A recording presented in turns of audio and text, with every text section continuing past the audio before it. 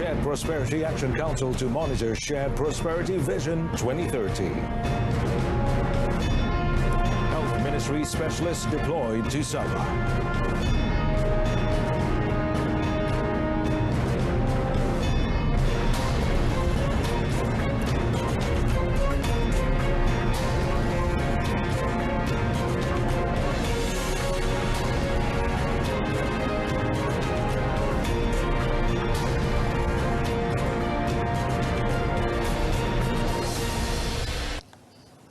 Good afternoon. Thanks for joining us, and you're watching Updates at Noon with me, Muhammad Amin Carlos. Well, the government will set up the Shared Prosperity Action Council, known as MTKB, which will act as a top-level monitoring mechanism so that the objectives of the Shared Prosperity Vision 2030, also known as WKB 2030, can be achieved. Now, Prime Minister Tan Sri Muhyiddin Yassin said WKB 2030 is a core policy in the country's development for the next 10 years, and therefore such a council must be established so that there is direct positive impact on the people and the country.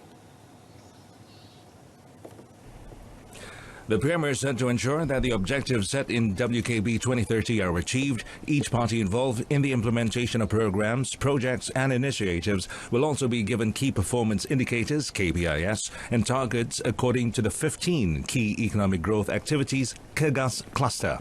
At the same time, Tan Sri Muhyiddin said the government was aware that the COVID-19 pandemic had affected several strategic trusts of WKB 2030, apart from causing many economic sectors in the country to be affected.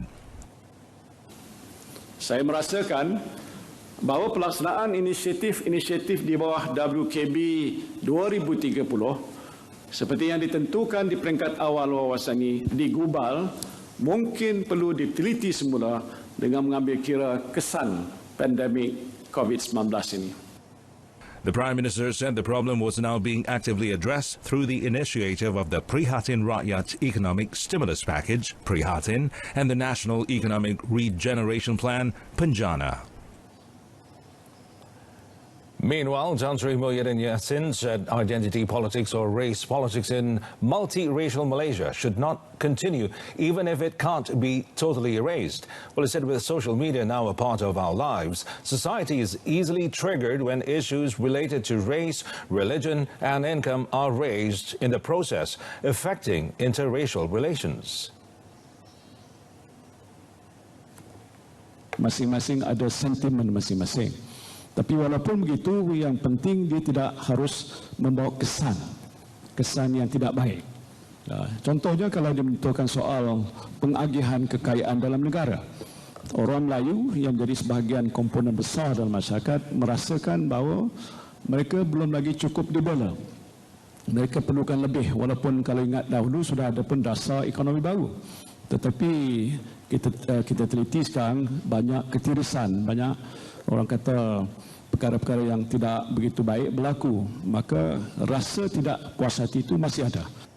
Speaking at the Balai Rakyat Makmur Bersama dialogue session, Tan Sri Muhyiddin said at the same time similar feelings and issues were also felt by other races in countries such as China and India. Therefore, he said the government's shared prosperity policy is seen as one of the solutions in addressing the problem in the next 10 years, including matters on how to bridge the racial economic divide. Also, the Prime Minister said the policy will not marginalize matters concerning women and family development. He said the Ministry of Women and Family Development and its agencies are always on the ground for feedback to ensure targeted groups are not neglected. Well, now for the COVID-19 updates. The Health Ministry had identified 4 new clusters yesterday. Well, 2 of them are in Sabah, while Selangor and Johor recorded 1 new cluster each. Its Director General, Tan Sri Dr. Nur Hisham Abdullah, said the 2 clusters in Sabah were dubbed the Jalan Bomba cluster, which involve individuals with a travel history to Sempurna, Sabah. The Jalan Utara cluster was identified after screening health personnel at a training institute in Sandakan. 2 petugas kesihatan telah dikesan positif COVID-19 pada 28 September 2020. Mereka tidak bergejala dan telah dimasukkan ke Hospital Duchess of Kent, Sandakan. Pengenalpastian kontak rapat dan saringan masih lagi diteruskan oleh pejabat kesihatan kawasan Sandakan punca jangkitan masih dalam siasatan. The Benteng PK cluster in Selangor was identified after the screening of illegal immigrants in Klang. Meanwhile, the Bakawali cluster in Johor was identified involving a husband and wife, which had travel history to Sampurna, Sabah.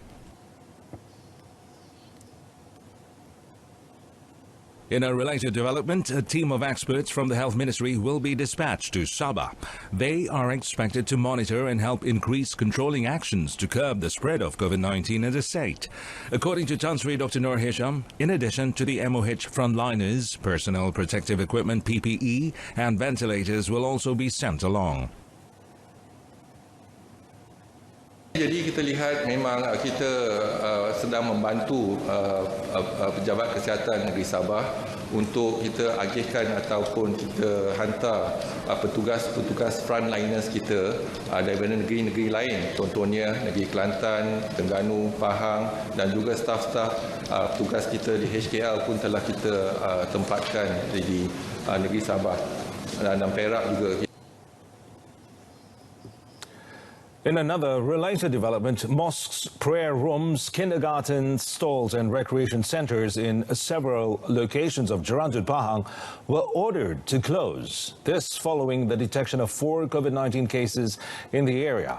Now, Jerantut Disaster Management Committee Chairman Khairul Nisa Aris said the affected mosques were Masjid Tengku Ahmad Jerantut and Surau Al-Muflihin. Kindergartens and nurseries at low-cost public housing areas PAKR Banda Baru Jerantut as well as PAKR Level 3 and 4 are also ordered to close for 14 days, while all night market and market activities as well as large-scale events, including feasts, have been ordered to be postponed. Leisure and recreation centers in which it is difficult to practice proper physical distancing are not allowed to operate during that period.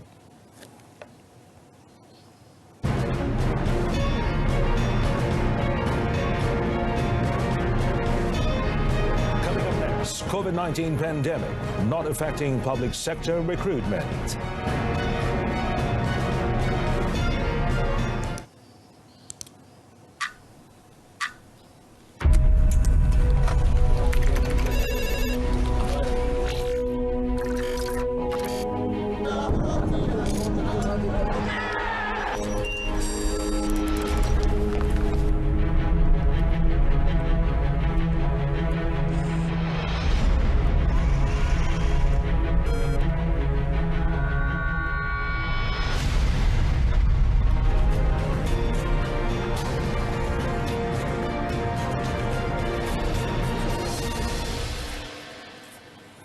Welcome back. Now, police seized 2,200 bottles of liquid believed to be cough medicine in a four-wheel drive vehicle in Tumpat, Kelantan.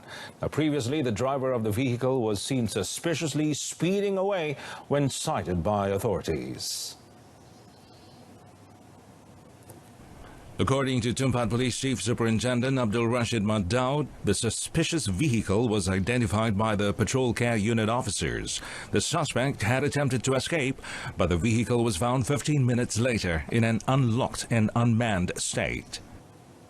Hasil pemeriksaan ke atas kenderaan berkenaan jenis Hilux yang berwarna merah telah menjumpai sebanyak 22 kotak yang di mana di dalamnya terdapat lebih kurang 2,200 botol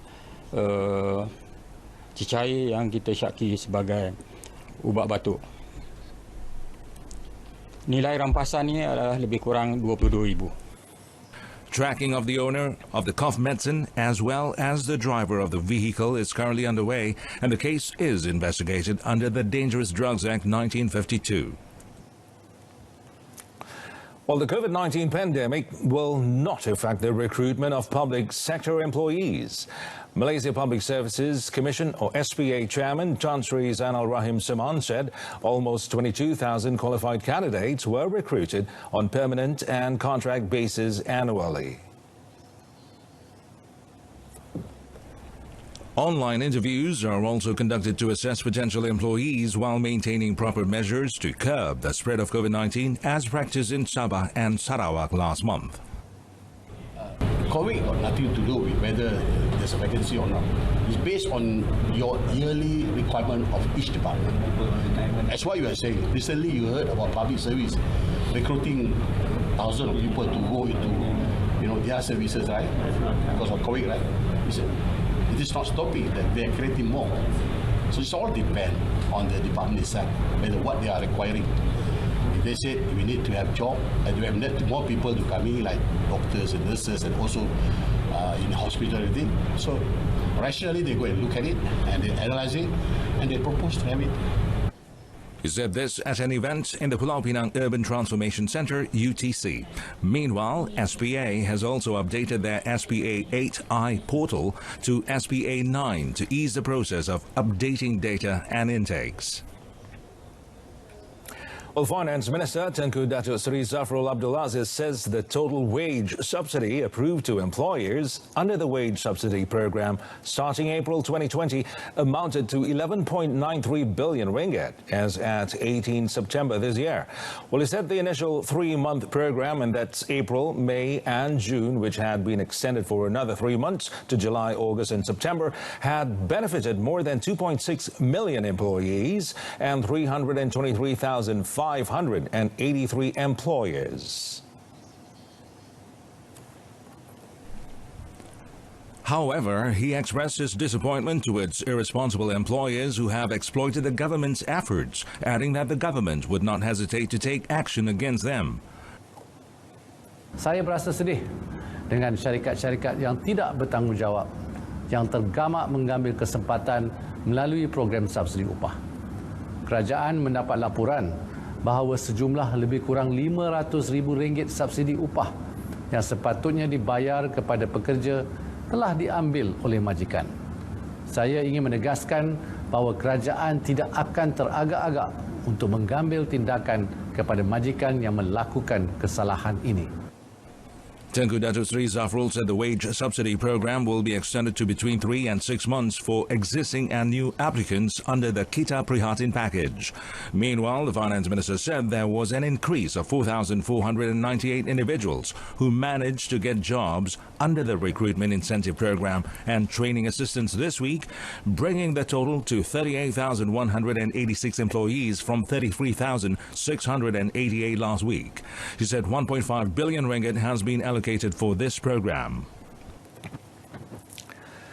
Enterprises in Malaysia should reap the benefits of the 4.0 industrial revolution by implementing more innovative solutions.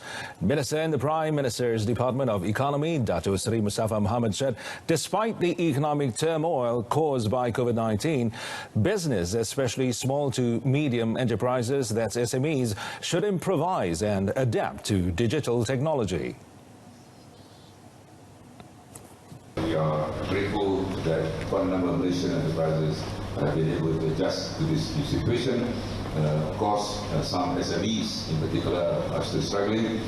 They're not yet on board as far as digitalization is concerned, and the government is committed to ensure that more and more SMEs embrace digital technology. There's no choice but to move forward on this. He said this at the officiation ceremony of a new NEC Malaysia office in Kuala Lumpur. Meanwhile, NEC Chief Executive Officer Chong Kai Won said the company is currently finishing assembly of a new heat scanning and facial recognition device to screen for COVID-19 in 23 Malaysian airports.